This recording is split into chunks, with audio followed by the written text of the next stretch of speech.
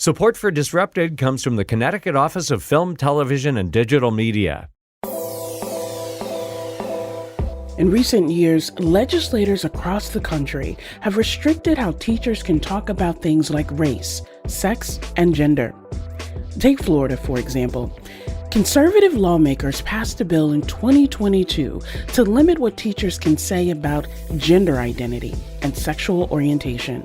The Parental Rights in Education bill, referred to by critics as Don't Say Gay, is now in effect. The Republican governor signed the measure that bans lessons on sexual orientation and gender identity in kindergarten through third grade. The new law states that classroom instruction on sexual orientation or gender identity may not occur in kindergarten through third grade or in a manner that is not age appropriate or developmentally appropriate for students in accordance with state standards.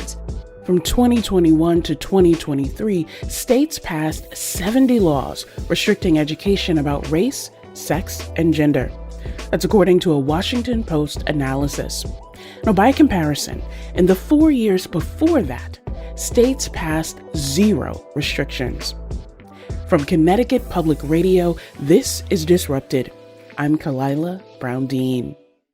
Today we're talking about right-wing attacks on education and how they connect to fascist governments of the past. Jason Stanley is the Jacob Urowski Professor of Philosophy at Yale University.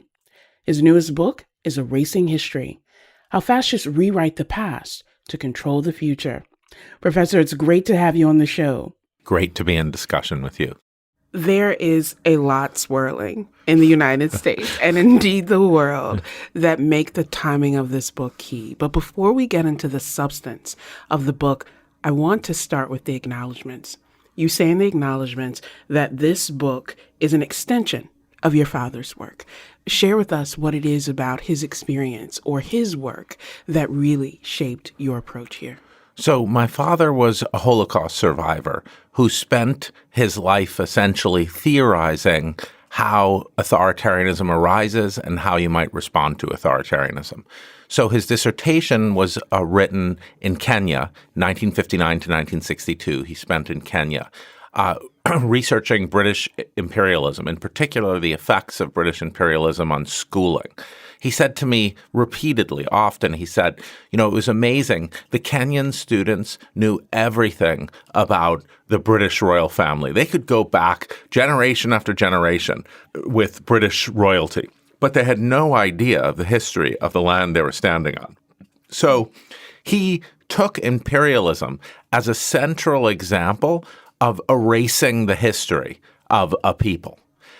And then he went on, he was an anthropologist, but then became a sociologist and focused on education and on the ways in which authoritarianism shapes and molds education and shapes and molds citizens to be obedient subjects, and on the counterpoint, a democratic education, the way an education can help citizens mobilize for the democratic ideals of freedom and equality. For your work, and in particular this book, how are you conceptualizing fascist and fascism? In a previous book of mine, How Fascism Works, I labeled the kind of right-wing authoritarian social movements that we're seeing in multiple countries now fascist. In a way, I don't want to get into those debates here because not really much depends on it. Right-wing, far-right authoritarianism that bases itself around ethnic, religious, or racial nationalism that is anti-democratic, that is promoted by business interests hoping to get a leg up via monopoly capitalism, being close to the one party or the autocratic leader, that seeks to target a media as Hitler put it, the lying press, die Lügenpresse, that attacks universities and schools, is run by Marxists, that represent and centrally represents immigrants and LGBTQ perspectives as fundamental threats to the nation. So that's the kind of structure I'm looking at. This is European fascism, but it's also the second Ku Klux Klan. like Langston Hughes and many black intellectuals in the black intellectual tradition, I consider Jim Crow to be a fascist regime. It doesn't meet the requirements of it doesn't look exactly like European fascism, mid-century European fascism, because mid-century European fascism had a cult of the leader, one leader around which the social movement gravitated. So if you had that in America, you'd look for something like a classic Hitler or Mussolini figure would be a leader who demanded total fealty to him, who controlled a political party that was all about him, who had a cult of followers, and who demagogued against Marxists and communists and warned the people in his speeches that immigrants were a threat to the nation, and that say transgender LGBTQ ideology was a threat to children, and Marxists were going to take over the nation. So if we ever encountered something like that, I don't know if we would. That would be a classic mid-20th century European fascist phenomenon. But I wouldn't restrict my analysis of fascism to that. As I said, I think of the Jim Crow South as a classic fascist culture and regime.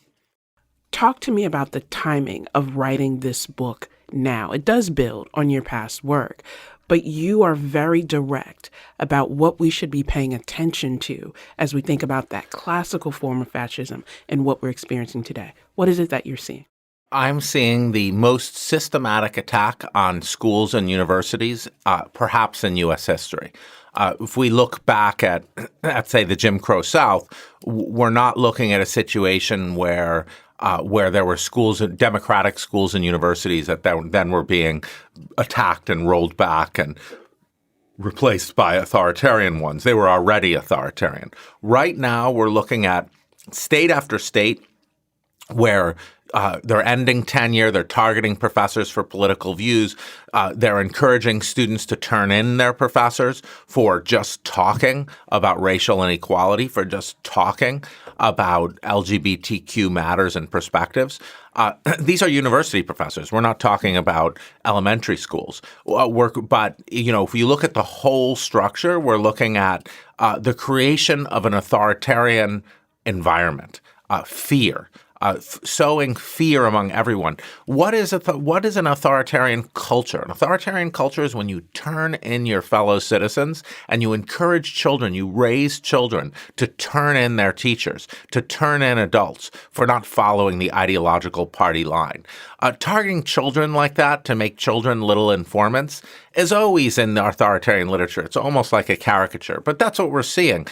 Tennessee has an online reporting form for reporting any professor who talks about structural racism or professors.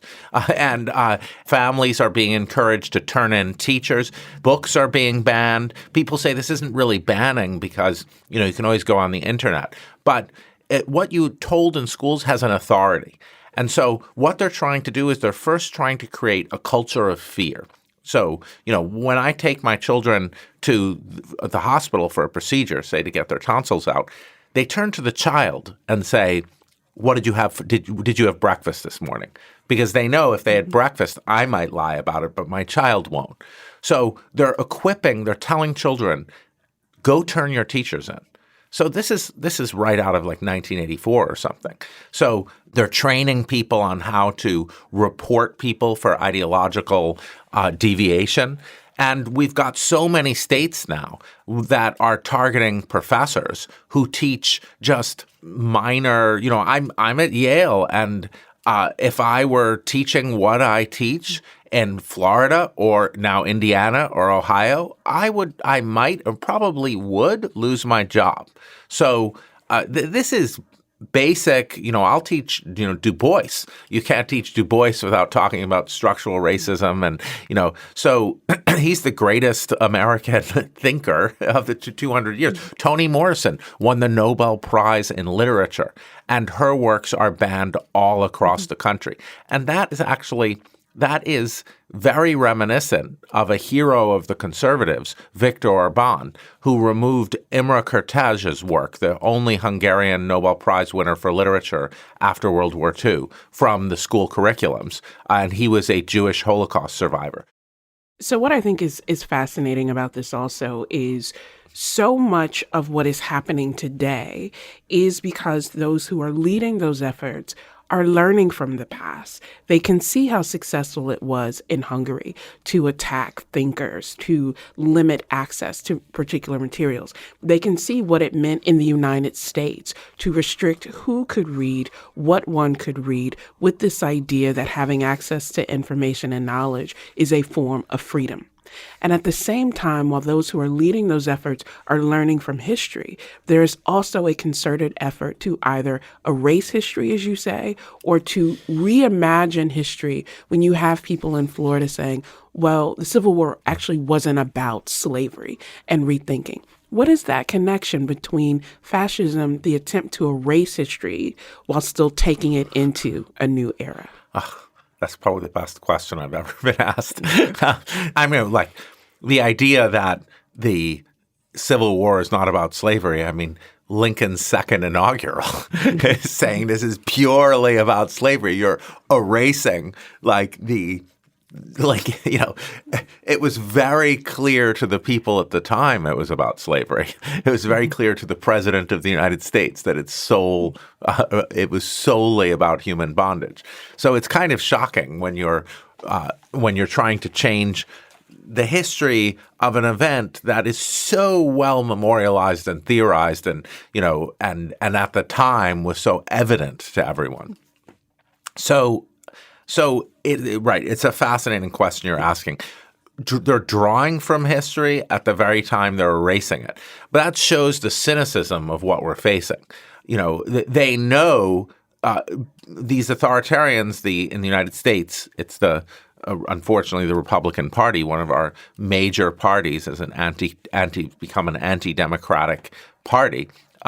They know that history is extraordinarily important. History provides lessons for them, and that lesson is the importance of history. And so the elimination, we're seeing a lot in all of these countries, these countries tilting into authoritarianism. India, Hungary, Turkey, Russia's already, of course, there. You find things being recovered from the past. So as you say, like in Florida, we have clear Jim Crow tactics being recovered from the past. Florida, the state had a referendum, voted by a massive majority to give voting rights back to formerly incarcerated people. And the response by Governor DeSantis, the inspiring autocrat in Florida, was to put a poll tax down, to say, okay, in order to get your vote back, you need to pay back your court fees, and then nobody knows how much that would be. So it's exactly a poll tax. It's like nobody knew how much the poll tax was. It was like it was just going to be impossible to pay it. It's the same thing. So we have this learning from the past, and as you say, one of the central lessons that authoritarians learn from the past is that the history of social movements, the history of agency of non-dominant groups is threatening, and so you have to remove that. You also see the collapsing of groups to some extent, where you may have groups who are promoting these ideas and economically are very far apart, right? Those who have access to privilege in some dimension then see their fate tied, and working class folks see their fate tied to people who would never acknowledge them in the day-to-day, but perceive this common threat. I'm realizing that we are approaching the 5-year anniversary of the uprisings of 2020 after the murder of George Floyd. And all of the public debates about removing Confederate monuments and symbols and changing the names of places. And the resistance was, we will forget history if we don't have this visual reminder. And at the same time, but we need to remove that book because it makes me uncomfortable to say that, in fact, erecting these monuments didn't happen after the Civil War. They often happened during the Civil Rights Movement and became a symbol of power and also a reminder of where their place should be in this hierarchy. Right. Obviously, you're speaking also about Du Bois's Black Reconstruction. The the end of Reconstruction was because the wealthy industrialists in the North and the planter class in the South saw that there was going to be an emerging labor movement that poor whites and poor blacks were creating. And so they wanted to separate them using white nationalism. And here's a history that's being erased. The history of the countless number of poor whites in the South who refused to fight for the Confederacy, who fled to the hills, who volunteered for the Union Army. That entire history of poor whites who were not enslavers has been entirely erased. That so many poor whites refused to fight for the Confederacy. Why do we not learn that? Why is that buried history? It's buried history because they want the people in power want poor whites to think that their lot goes along with Elon Musk and fellow billionaires like him. That's why we don't learn about the massive resistance among poor whites to the Confederacy. Coming up, more with Professor Jason Stanley. He'll talk about how attacks on public education divide the country. This is Disrupted. We'll be right back.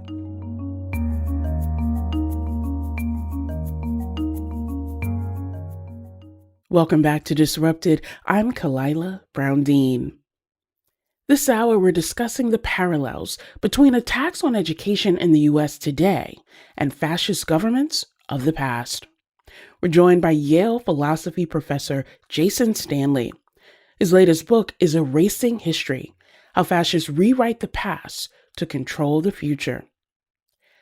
In recent years, a number of politicians, including vice presidential nominee J.D. Vance, have ramped up attacks on education. In 2021, Vance gave a speech at the National Conservatism Conference. That speech was called "The Universities Are the Enemy." I think if any of us want to do the things that we want to do for our country and for the people who live in it, we have to honestly and aggressively attack the universities in this country. The irony of this attack is that Vance has degrees from Yale and also from my alma mater, The Ohio State University. Ask Professor Stanley what it means to have a vice presidential nominee attack higher education in this way. Well, I want to be careful about J.D. Vance because he did graduate from Yale and he's very loved at Yale. He's a Yale man. He belongs to the Yale elite in a way that even me as a professor doesn't.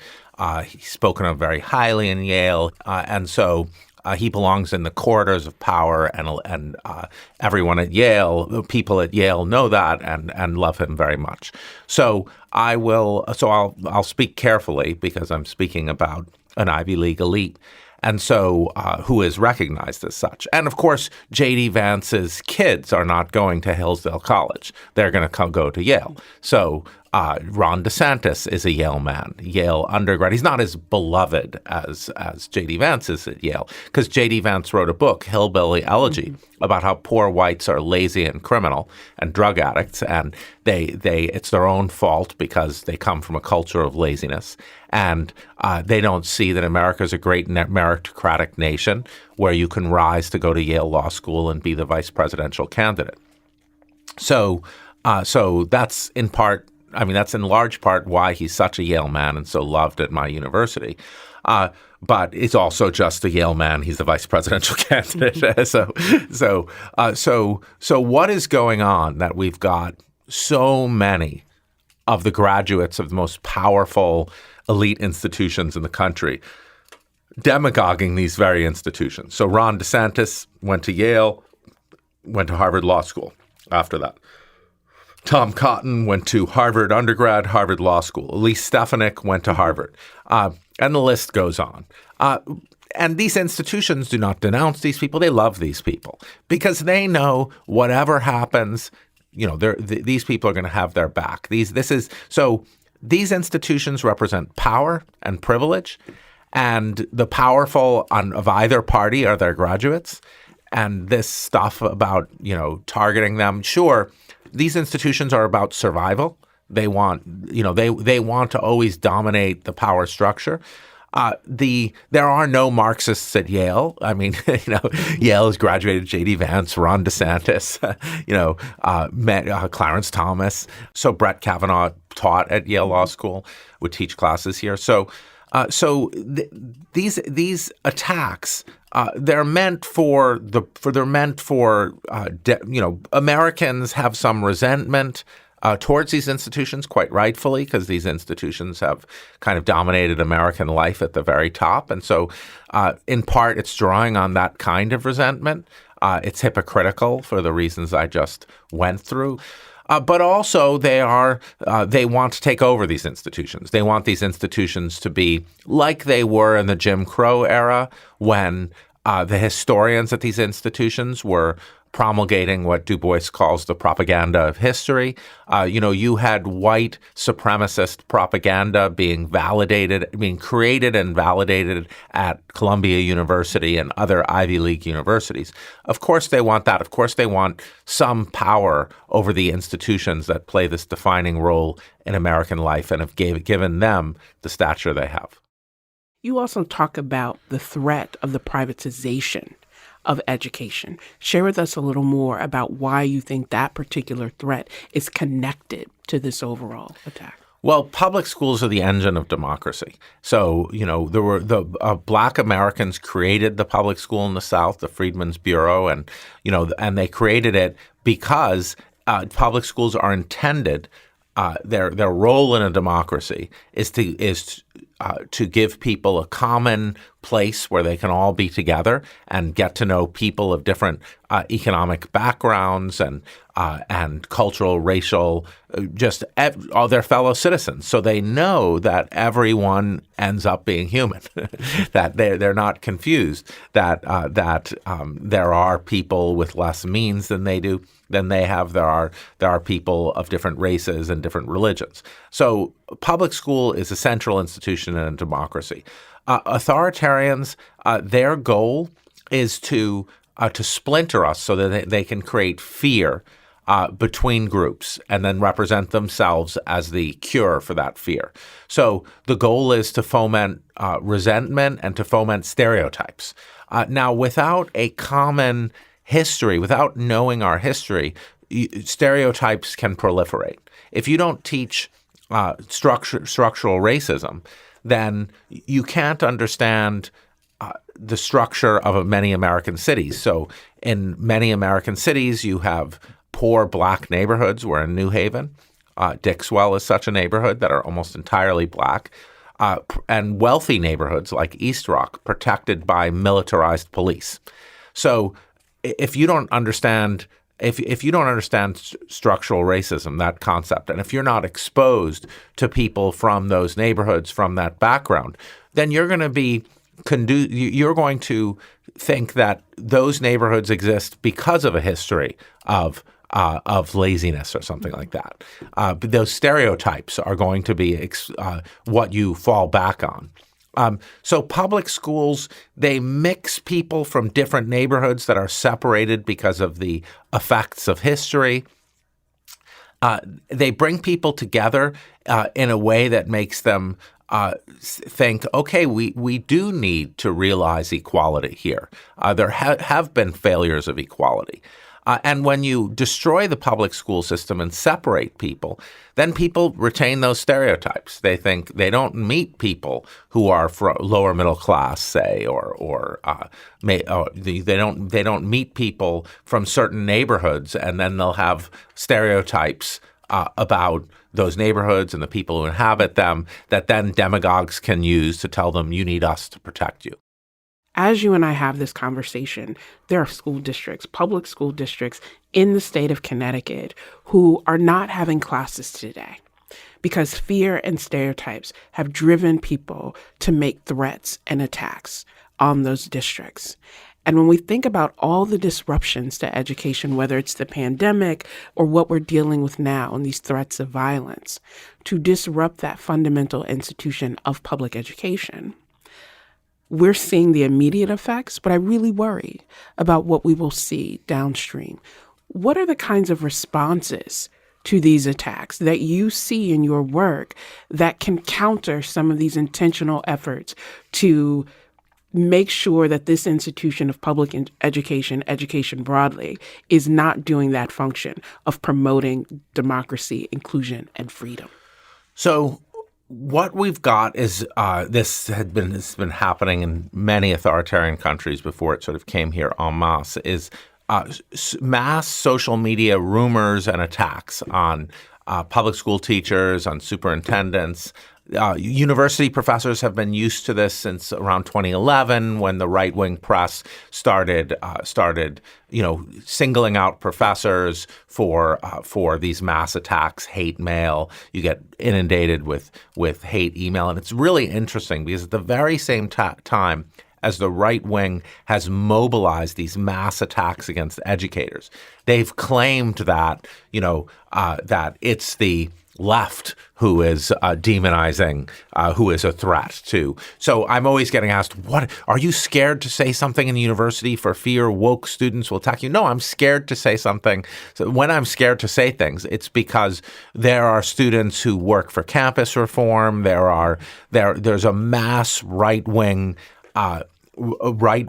empire that is completely unmatched by anything on the left. Let me jump in quickly. Share with our listeners what campus reform is. Campus reform is one of the many publications that just spends time hunting out social media posts by professors and then drawing mass attention to them, placing them out of context usually, and then directing hate campaigns against those professors. They can be really brutal. I've experienced a number of them myself. And then their goal is to bring it all the way to Fox News. That's the most successful thing. So then it's like a hate campaign on steroids. And professors were kind of, I think, the first targets of these right-wing tactics, but now we see public school teachers being really targeted. And public school teachers do not have the protection of you. I mean, university administrations have been cowardly, let's face it, in protecting professors. But public school teachers don't even have that. So when I've been the sub-target of these attacks, what I've noticed is that my colleagues scurry away like little cockroaches because they don't want to be targeted either. Oh my God, they don't, and then they make little noises. Oh, it's your fault. You shouldn't have posted that. Not understanding or intentionally not understanding that it's an attack. It's it doesn't matter what you post. They're going to find anything to go after you. So what we've got to do in these situations is not be little cockroaches. We've got to stand up for the people being attacked. We need to have solidarity. If a public school teacher is being attacked in your district, go to their house with an apple pie. Be very clear that you're supporting them publicly and openly. The little cockroach aspect of humanity is actually our most repulsive side. Solidarity, support, yeah, you're going to take some heat too. But if enough of us take the heat, then none of us individually will be as vulnerable. Coming up, more with Yale philosophy professor Jason Stanley. He'll tell us what he thinks is at stake in this year's presidential election. This is Disrupted. Stay with us.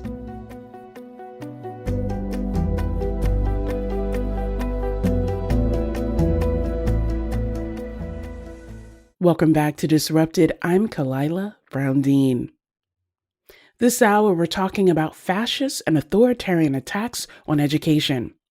We're joined by Yale philosophy professor Jason Stanley.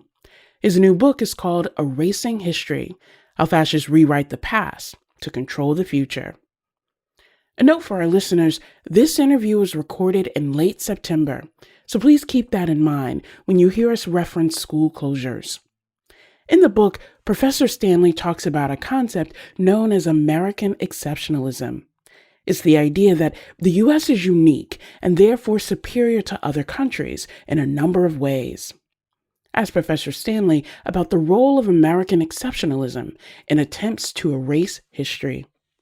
exceptionalism is central to any fascist education. So German Nazi education is obviously German exceptionalism. Russian education is Russian exceptionalism. Fascism is much more likely in a country with an exceptionalist narrative.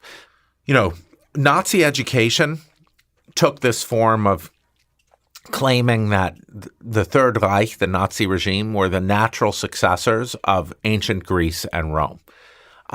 They claimed that the great German men were sort of the natural successors of these great civilizations. It worries me that we do that here too. That the founders are the people who are continuing the tradition of Greece and Rome.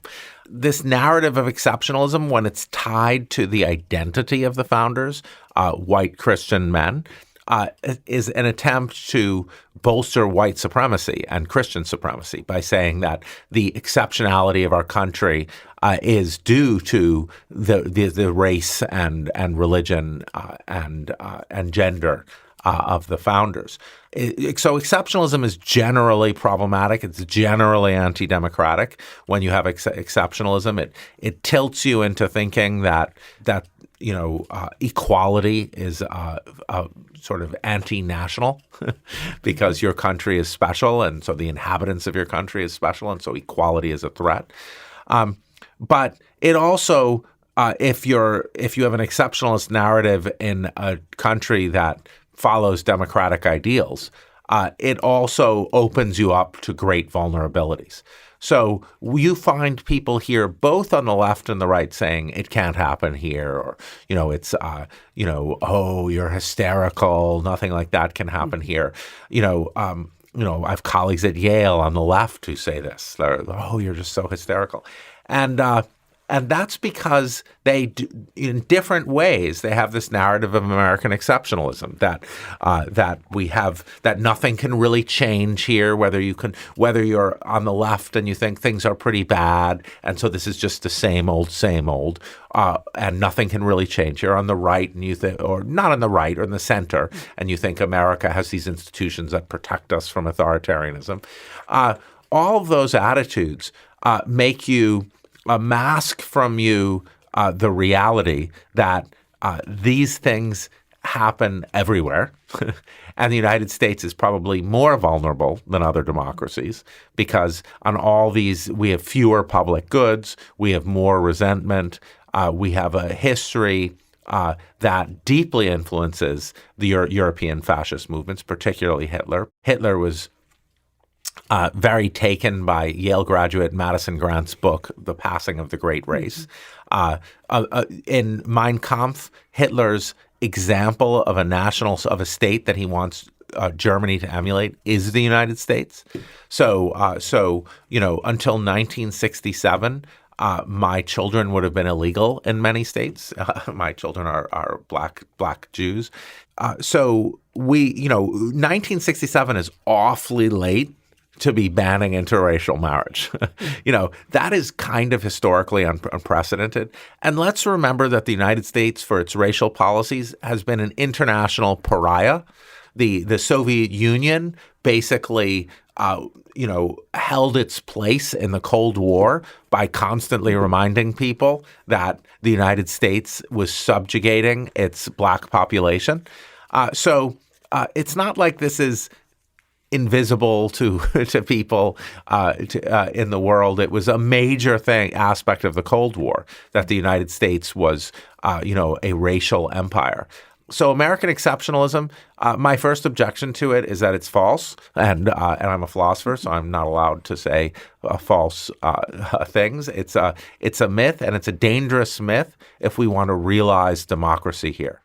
What do you say to people who say, look, I'm patriotic, I'm not fascist, I love my country, I'm not nativist? Is it possible to be proud of one's country, to be connected to one's country and want to put one's country first without feeding into these patterns of fascism and nativism that have had such damaging consequences? So I think those are different aspects. Putting one's country first, That's problematic to me because I put humanity first. And so, there are humans all over the world. So, I'm Jewish. Both my parents are Holocaust survivors. I was speaking to some of my relatives the other day, some of my Orthodox relatives, and they were like, well, we're fine with immigration as long as it's legal. And I said, so you are for the murder of the countless number of Jews who wanted to come to the United States but didn't have legal passage. So you're actually supporting genocide of Jews. So when there are people fleeing oppression and war, well, that's my family's history. So this cruelty of nativism, this cruelty, this sort of attachment to one identity conceived narrowly. It's behind genocide. We're seeing it in Gaza right now. We're seeing, Jewish nationalism justify genocide in Gaza because so I wouldn't talk about putting country first. However, I'm an extremely proud American. It's my country. That's why I'm here, and not elsewhere. And I'm not leaving this country. It's not some fascist's country. It's my country. And my fight is here. I'm involved in fights around the world, but I'm an American. I'm proud of the fact that everywhere you go in the world, they know about the civil rights movement, that it's a model for an oppressed people standing up for their democratic rights. The narrative of our freedom struggles is world historical. So I'm proud of that struggle, and I'm proud of the labor movement in America that got us cool things like the weekend, the 8-hour workday, the labor movement, which in a diverse country brought different groups of people together to fight against the man, the boss. And so we have all these aspects of our history that are really are models for the world. And I'm very proud of them, and I hope to contribute to those aspects of the greatness of America.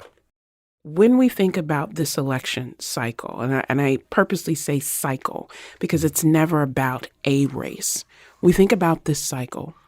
What do you want people to be paying attention to, given the concerns that you have, the threats that we see, not just in the U.S., but around the world? What's something for people to pay attention to? Well, there's a few things. First of all, I do think this national race is the most important we've ever had because it'll be the last, even quasi-democratic election. If Trump wins, there will be maybe Donald Trump Jr. will be next, maybe J.D. Vance, but it won't be will be like any other slide into an authoritarian one-party state. Just look at many states in the South. Look at North Carolina, where there's more registered Democrats than registered Republicans, but the Republicans have a supermajority in the legislature. We have normalized one-party authoritarian rule in many states in the country where it just doesn't matter how many people would vote Democratic. The Republicans are going to hold on to power anyway. And this election is moving that to the national level. So there will be no more real elections in America if Trump wins. It will be just like North Carolina. If in North Carolina, if a Democratic governor is elected, the legislature votes to strip them of their powers. So it'll be like that. We already have Trump completely controlling the Supreme Court, so the courts are already gone. So we're already in a dire emergency. We're very, very close to being a pretty much straightforwardly authoritarian one-party state. When you lose the courts to the autocrat, as we have in this country, it's a very bad situation. So I would say this is an existential election, whether you're a Republican or a Democrat. If you want to preserve the possibility in the distant future of votes mattering, then you have to, whether you're a social conservative, it's important, or a liberal or a progressive.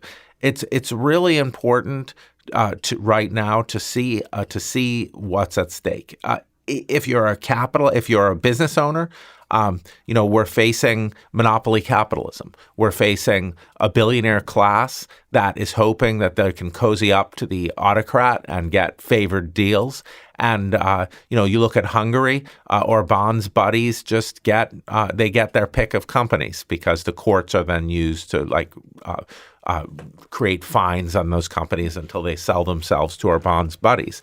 So I don't think authoritarianism is good it's not good for free markets.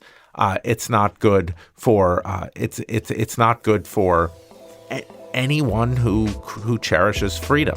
And so that's what's at stake in this election. Freedom is at stake. Yes. In this election. Jason Stanley is the Jacob Urowski Professor of Philosophy at Yale University. His newest book is called Erasing History: How Fascists Rewrite the Past to Control the Future. Thank you, Professor. Thank you, Professor.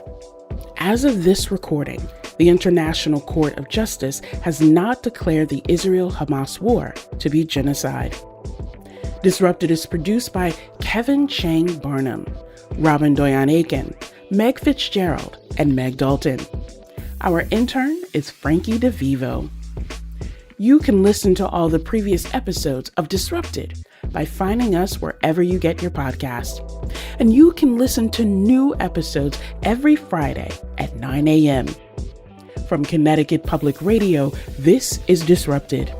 I'm Kalila Brown-Dean. Thanks for listening.